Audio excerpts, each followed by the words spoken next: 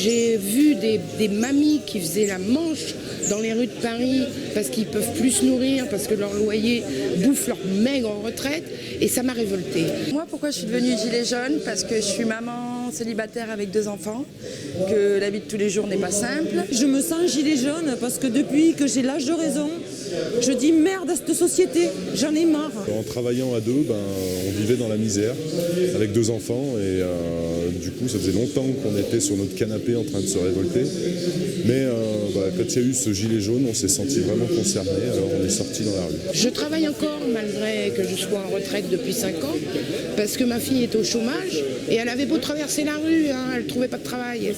On a vu beaucoup de retraités se mobiliser et pour moi c'était plus qu'évident de venir soutenir et les retraités et aussi tous ces gens qui ont besoin de vivre mieux. En fait, quand le mouvement des Gilets jaunes a commencé, j'ai senti quelque chose au fond du ventre où je me suis dit « Ah, ça y est, c'est nous qui descendons ». Mais ce mouvement-là, il englobe tout. Tous les citoyens, que ce soit travailleurs, chômeurs, syndiqués, politisés. En fait, ce mouvement, il est mouvement citoyen. On a mis le gilet jaune parce qu'on est en alerte, on est en urgence. Mais ce mouvement, il englobe tout le monde. J'attendais un mouvement social comme ça. J'ai jamais manifesté, été militante, quoi que ce soit. Je me suis jamais retrouvée dans aucun mouvement. Mais celui-ci qui rassemblait tout le monde, c'était formidable. Et quand j'ai vu qu'au sein de ma commune, il y avait des gilets jaunes qui venaient sur le rond-point, alors j'ai dit mais c'est génial. Et depuis, je ne les ai plus jamais lâchés. Ça a été une vraie famille, quoi. C'était assez universel. Le message, c'était pas le gasoil, c'était pas ça. C'est le fait de reprendre notre autorité, notre pouvoir. Aujourd'hui, il n'y a pas un domaine de la société où on ne marche pas sur la tête, que ça soit dans le privé, dans le public. Tous les biens qui rapportent de l'argent, aujourd'hui, on les donne au privé, on mutualise les pertes, on capitalise les profits. D'ailleurs, ce qui m'a alertée, en fait, c'est que ma fille, elle m'a dit qu'elle ne voulait pas avoir d'enfant parce qu'elle ne voulait pas le mettre au monde, un enfant dans ce monde qui allait à la catastrophe. Donc, je ne serai jamais grand-mère. Ça m'attriste beaucoup, donc ça, c'est la deuxième raison. Vivant en 1871 à la Commune de Paris, est-ce que j'y serais monté? Si j'avais été vivant en 1936, est-ce que je serais allé en Espagne? Si j'étais né en 68, est-ce que j'aurais fait mes 68? Facile de répondre oui quand on n'y est pas. Là, je ne pouvais pas me dire, et s'il y a ça, soulèvement auquel j'aspire depuis ma prime enfance, j'irai pas? Non, c'est pas possible. Donc c'était une évidence en fait. Je ne pouvais pas ne pas y aller. Les Gilets jaunes, je pense, qu'ils sont en train de réveiller cette espèce de conscience que tout ce qui a été essayé jusqu'à maintenant pour asservir les gens, en fait, dessert tout le monde, parce que même ceux qui aujourd'hui nous gouvernent pensent que en s'enrichissant ils vont pouvoir s'en sortir, mais en fait ils s'en sortiront pas. Ce qui me révolte, c'est qu'on est toujours sur un système pyramidal qui n'est plus acceptable. On a besoin de travailler aujourd'hui, les consciences elles sont suffisamment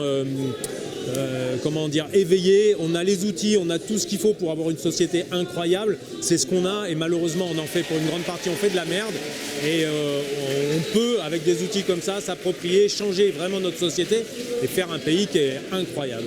Il faut absolument qu'on arrive à convaincre les gens qu'on n'est pas en démocratie, le fait qu'on pose un bulletin de vote le jour des votes dans les urnes, ça va au-delà de ça, c'est décider en fait ce qu'on veut vivre. Je suis descendue d'abord aux manifs des Gilets jaunes, puis ensuite aux assemblées locales à Pantin, vive Pantin. Et en fait, j'ai trouvé des gens, de la convivialité, une envie de lutter ensemble pour vivre mieux, quoi, que ce soit les femmes, les handicapés, les gens comme moi à l'époque qui étaient malades, les salariés, on s'est tous retrouvés. Quand j'ai vu en fait les vraies demandes qui étaient la justice sociale et la justice fiscale, il se trouve que par ailleurs je travaille dans la banque, donc j'ai quelques visions du système. Je me suis dit que c'était un mouvement qui allait bien au-delà en fait du pouvoir d'achat, donc ce qui était donné par les médias.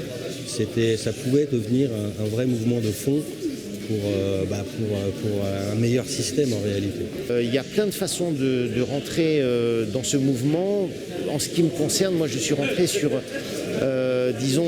les questions monétaires en fait, parce que quand on aborde les questions monétaires, on arrive un peu au cœur du réacteur de ce qui ne va pas dans l'organisation de nos sociétés. Moi, ça me donne beaucoup d'espoir en tout cas. Et c'est pour ça que je suis encore là presque un an après et que j'y crois surtout.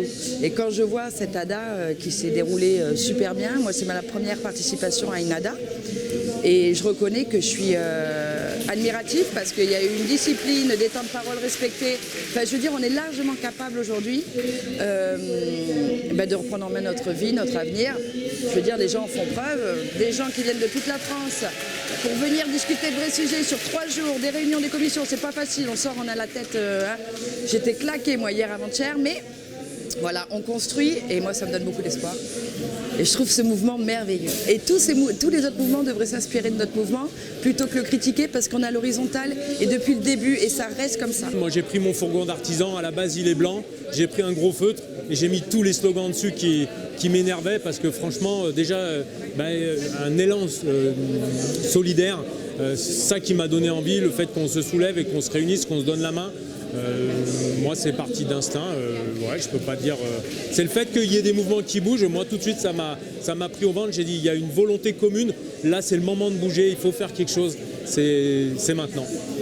Il y a un souvenir de Gilets jaunes depuis un an, c'est pas le 17 novembre parce que ça a été une catastrophe, je me suis fait gazer la première fois.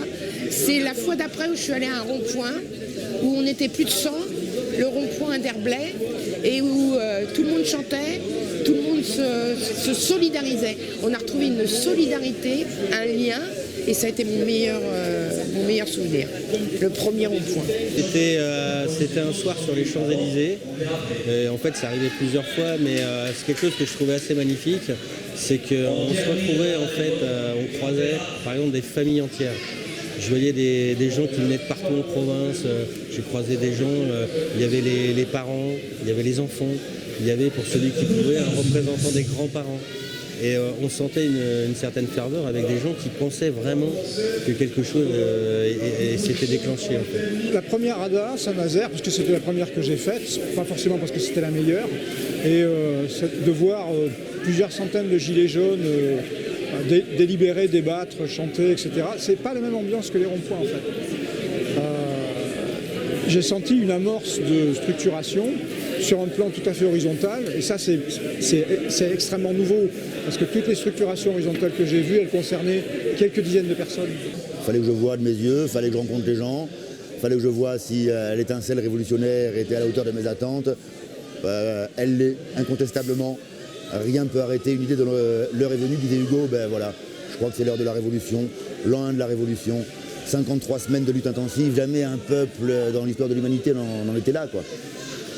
C'est quoi ton plus beau souvenir depuis les Gilets jaunes? La police qui recule devant les manifestants. C'est beau la police qui recule devant les manifestants. Moi ce qui me fait vraiment du bien, c'est que les gens ils viennent, ils me klaxonnent, ils doublent, ils viennent se garer à côté de moi, de mon fourgon, ils viennent discuter, ils me serrent la main. Moi j'ai mis juste des slogans humains, ouverts, responsables. Et ça fait plaisir, tu vois que tu fais ta part et que tu contribues à l'éveil des consciences et à discuter, à dialoguer, à renouer du lien. Et ça, moi, ça me fait plaisir aujourd'hui. Après, c'est ma première ADA. Je trouve qu'il y a une force incroyable. Il y a vraiment des gens puissants au niveau de la matière grise. Il y a une grosse réflexion profonde. En même temps, il y a de la lutte et de la radicalité. C'est ce qu'il faut parce que les choses, elles changent avec un petit groupe de gens motivés. Et ici, c'est ce qu'on a et c'est génial. Sur des actions, on va dire, de blocage économique dur. On a réussi à prendre des objectifs qui n'avaient pas été pris depuis des années, voire pas dans le même sens, et voir que les personnes ont réussi à être cohérentes et solidaires. On a réussi sans se connaître à avancer main dans la main. Et ce qui m'a fait plaisir aussi, c'est que j'ai vu qu'il y avait aussi bien hommes, femmes dans le mouvement. Et la détermination, elle est chez tout le monde. Et c'est ça qui m'a fait plaisir. Et surtout avec des actions de blocage économique dur. C'est à ce moment-là qu'on a eu de l'impact à mes yeux. Et c'est ce qui m'a fait vraiment plaisir. À Saint-Nazaire, tu vois, où il y a toute l'assemblée qui ça finit par hurler, il y a un moment de tension de dingue, et puis tout d'un coup, ah putain, ça y est, en fait on se rend compte, on veut tous dire la même chose, mais pas avec les mêmes mots. Ah, et là tout d'un coup, non, il y en a plein des bons moments, c'est toutes les semaines même. Tous ces gens qui se connaissent pas et qui s'embrassent finalement, sans s'embrasser physiquement, ils s'embrassent, ils se tiennent la main sans se la tenir, ils sont ensemble, ils se soutiennent, ils se relèvent. Les uns les autres, ils se connaissent pas. Ça, c'est mon meilleur fruit des Gilets jaunes, c'est cet élan de solidarité vers l'inconnu.